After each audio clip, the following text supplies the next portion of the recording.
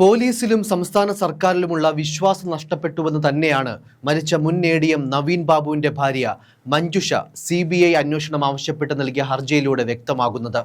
കുടുംബത്തെ ചേർത്ത് നിർത്തുമെന്ന് സർക്കാരും CPM-ഉം പറഞ്ഞുകൊണ്ടിരുന്നത് വെറും വാക്കായിരുന്നുവെന്ന വ്യാഖ്യാനം നേരത്തെ തന്നെ ഉണ്ടായിരുന്നു. അതേസമയം എ.ഡി.എം. നവീൻ ബാബുവിന്റെ മരണത്തിൽ CBI അന്വേഷണം ആവശ്യപ്പെട്ട് ഭാര്യ K. മഞ്ജുഷ നൽകിയ ഹർജിയിൽ കേസ് ഡയറി ഹാജരാക്കാൻ ഹൈക്കോടതിയുടെ നിർദ്ദേശവും ഉണ്ടായി. അന്വേഷണം സംബന്ധിച്ചു സത്യവാങ്മൂലം നൽകാനും നിർദ്ദേശമുണ്ട്. പ്രത്യേക അന്വേഷണ സംഘം ഇൻസ്പെക്ടർക്കാണ് ജസ്റ്റിസ് ബെച്ചു കുര്യൻ തോമസ് നിർദ്ദേശം നൽകിയത്. CBIക്ക് നോട്ടീസ് അയക്കാനും നിർദ്ദേശം നൽകിയിട്ടുണ്ട്. എന്നാൽ ഹർജി തീർപ്പാക്കുന്നതുവരെ SIT അന്തിമ റിപ്പോർട്ട് നൽകുന്നത് തടയണമെന്ന ഹർജിക്കാരുടെ ഇടക്കാല ആവശ്യം ഹൈക്കോടതി അനുവദിച്ചില്ല. അന്വേഷണം നടക്കട്ടെ എന്നാണ് കോടതി വ്യക്തമാക്കിയത്. അതേസമയം ഉന്നത രാഷ്ട്രീയ സ്വാധീനമുള്ള പ്രതി തെളിവുകൾ നിർമ്മിക്കുകയാണെന്ന് ഹർജിക്കാരുടെ അഭിഭാഷകൻ വാദിച്ചു. അന്വേഷണ ഉദ്യോഗസ്ഥർ പ്രോട്ടോകോൾ പ്രകാരം പ്രതിയുടെ താഴെയുള്ളവരാണ്. നവീൻ ബാബുവിന് കൈക്കൂലി നൽകിയെന്ന് പറയുന്ന പ്രശാന്തന്റെ പേരും ഒപ്പും വ്യത്യസ്തമാണ്. അന്വേഷണ സംഘം പ്രതികളെ സഹായിക്കുകയാണ്. പ്രത്യേക അന്വേഷണ സംഘം എന്ന പേര് മാത്രമേ ഉള്ളൂവെന്നും ഹർജിക്കാർ വാദിച്ചു.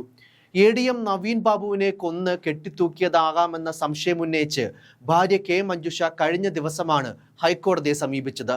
ഇപ്പോൾ നടക്കുന്ന കേസന്വേഷണം തൃപ്തികരമല്ലെന്നും അന്വേഷണം CBIക്ക് കൈമാറണമെന്നും ആവശ്യപ്പെട്ടുകൊണ്ട് ഹൈക്കോടതിയിൽ സമർപ്പിച്ച ഹർജിയിലാണ് കൊന്ന് കെട്ടിത്തൂക്കിയതാകാമെന്ന സംശയം ഉന്നയിക്കുന്നത്. ഒക്ടോബർ 15 രാവിലെ 8 കളക്ടറേറ്റ് ഉദ്യോഗസ്ഥനാണ് നവീൻ ബാബു മരിച്ചതായി അറിയിച്ചത്. എന്നാൽ വീട്ടുകാർ എത്തും മുൻപേ പോലീസ് തിടുക്കപ്പെട്ട് ഇൻക്വസ്റ്റ് തയ്യാറാക്കിയത് സംശയകരമാണ്. ഇൻക്വസ്റ്റിന് ഉറ്റബന്ധുക്കളുടെ സാന്നിധ്യം ഉറപ്പാക്കണമെന്ന നിയമം ലംഘിക്കപ്പെടുകയാണ് ചെയ്തത്. നവീൻ ബാബുവിനെ കൊന്ന് കെട്ടിത്തൂക്കിയതാകാമെന്ന സംശയം ബലപ്പെടുത്തുന്നതാണ് ഈ സംഭവങ്ങൾ. കൂടാതെ യാത്രയയപ്പ് യോഗത്തിന് ശേഷം നവീൻ ബാബുവിനെ ആരെല്ലാം സന്ദർശിച്ചു എന്നത് കണ്ടെത്തേണ്ടത് അനിവാര്യമാണ്. നവീൻ ബാബു ഉണ്ടായിരുന്ന കളക്ടറേറ്റ് പരിസരത്തെയും സ്റ്റാഫ് ക്വാർട്ടേഴ്സിലെയും റെയിൽവേ സ്റ്റേഷനിലെയും CCTV ദൃശ്യങ്ങളിലൂടെ ഇക്കാര്യങ്ങൾ വ്യക്തമാകും. എന്നാൽ കേസ് അന്വേഷിച്ച പ്രത്യേക അന്വേഷണ സംഘം ഈ CCTV ദൃശ്യങ്ങളൊന്നും പിടിച്ചെടുത്തിട്ടില്ലെന്നാണ് അറിയാൻ കഴിഞ്ഞത്. നവീൻ കോഴ വാങ്ങിയെന്നാരോപിച്ച് പെട്രോൾ പമ്പ് അപേക്ഷകൻ മുഖ്യമന്ത്രിക്ക് അയച്ചതായി പറയുന്ന കത്ത് കെട്ടിച്ചമച്ചതാണെന്നും ഹർജിയിൽ ആരോപണമുണ്ട്. അതേസമയം കൊലപാതകമെന്ന് പറയുന്നത് എന്തടിസ്ഥാനത്തിലാണെന്ന് കോടതി ചോദിച്ചു. അന്വേഷണം അട്ടിമറിക്കപ്പെടുമെന്ന് പറയുന്നതിൽ പ്രതി രാഷ്ട്രീയ നേതാവാണെന്നതിലുപരി മറ്റെന്തെങ്കിലും കാരണമുണ്ടോ എന്നും കോടതി ചോദിച്ചു. ഇന്ന് ഹർജി പരിഗണിക്കവെയായിരുന്നു ഹൈക്കോടതിയുടെ ചോദ്യങ്ങൾ. കേസ് ഡയറിയും സത്യവാങ്മൂലവും ഡിസംബർ 6-നകം സമർപ്പിക്കണമെന്നാണ് ഹൈക്കോടതിയുടെ നിർദ്ദേശം. കേസ് ഡിസംബർ 6-ന് വീണ്ടും പരിഗണിക്കും. അതേസമയം നവീൻ ബാബുവിന്റെ മരണത്തിൽ സർക്കാർ വേട്ടക്കാർക്കൊപ്പമെന്ന് പ്രതിപക്ഷ നേതാവ് VD സതീശനും ആരോപിക്കുന്നു. നവീൻ ബാബുവിനെതിരെ കള്ളപ്പരാതി നൽകിയവർക്കെതിരെയും കള്ള ഒപ്പിട്ടവർക്കെതിരെയും നടപടിയെടുക്കാത്തത് എന്താണെന്നും സതീശൻ ചോദിക്കുന്നുണ്ട്. നവീൻ ബാബുവിന്റെ കേസിൽ സർക്കാരും CPM-ഉം ഇരകളോടൊപ്പമല്ല, വേട്ടക്കാർക്കൊപ്പമാണ്. നവീൻ കൈക്കൂലി ചോദിച്ചുവെന്ന് വ്യാജരേഖ ഉണ്ടാക്കിയവരെ കുറിച്ച് ഒരു അന്വേഷണവുമില്ല. അവരെ ചോദ്യം ചെയ്യുന്നില്ല.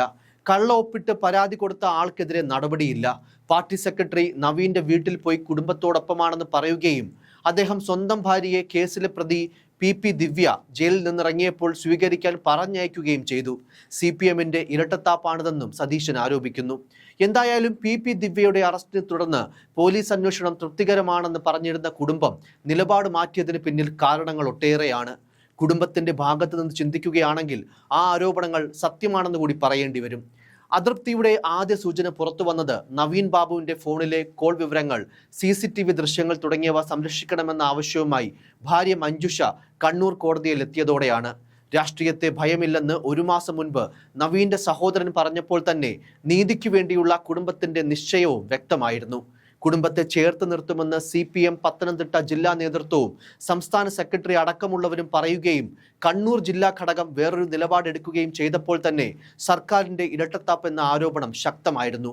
എന്നാൽ കുടുംബത്തിന് അത്തരമൊരു അതൃപ്തി ഉണ്ടാവാതിരിക്കാനുള്ള ശ്രമം തടയാൻ നിയോഗിക്കപ്പെട്ടത് CPM പത്തനംതിട്ട ജില്ലാ ഘടകമായിരുന്നു.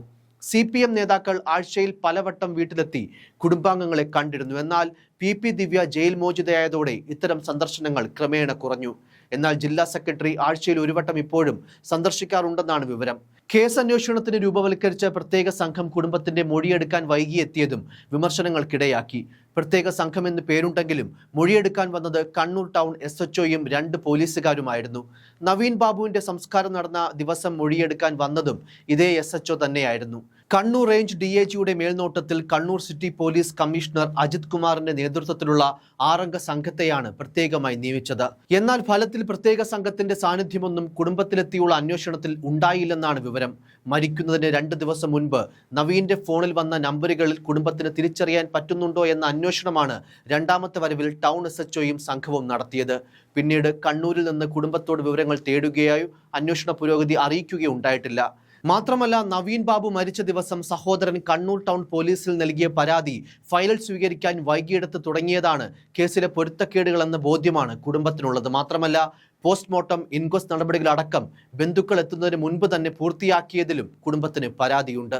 News desk, focus news TV.